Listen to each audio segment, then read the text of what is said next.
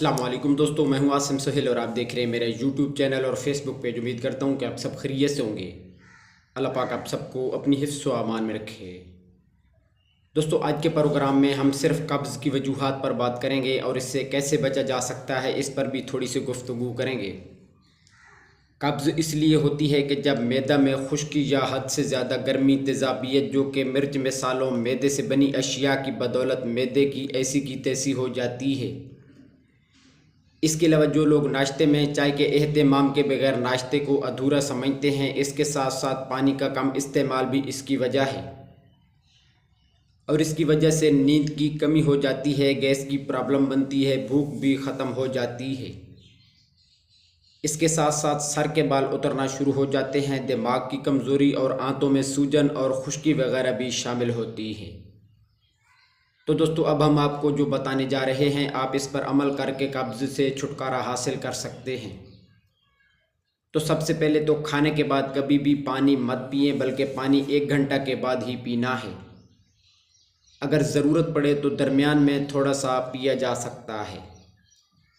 इसके अलावा देसी घी या फिर सरसों का तेल इस्तेमाल कीजिए या फिर गोश्त के साथ मौजूद चर्बी में गोश्त को पकाइए और रात का खाना इशा से पहले पहले खा लेना बहुत ही बेहतर होता है।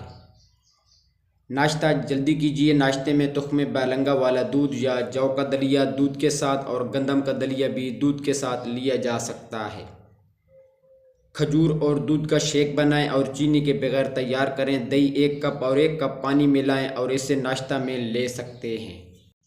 ये याद रखें कि चाय का नाम नाश्ते में नहीं है और आना भी नहीं चाहिए। हाँ, नाश्ता के बाद 1 कप ले सकते हैं।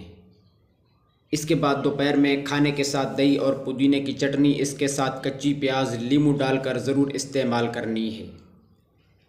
इसके अलावा खाने के बाद ऐसे फ्रूट्स जिनसे कब्ज़ ख़त्म होती है वो ले सकते हैं, जिनमें पपीता, खरबूजा, आड़ू, नाशपाती और गरमा शामिल हैं। ये ज़रूर इस्तेमाल करने हैं।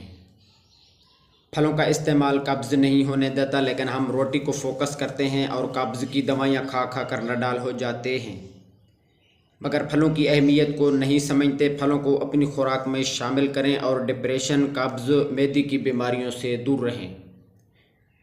इसके बाद रात को जो भी खाएं जल्दी खाएं और सोने से 1 घंटा पहले नीम गर्म दूध में जैतून का तेल ख़वातीन के लिए और तुख्मे बैलंगू मर्द हज़रात इस्तेमाल कर सकते हैं। तो दोस्तों, ये थी हमारी आज की वीडियो। उम्मीद है कि आपको पसंद आई होगी। मज़ीद इस तरह की वीडियो के लिए हमारे चैनल को सब्सक्राइब कर दें और साथ में दिए गए बेल आइकन के बटन को भी ज़रूर प्रेस कर दीजिएगा। दुआ में याद रखिएगा। जज़ाकल्लाहु खैरा।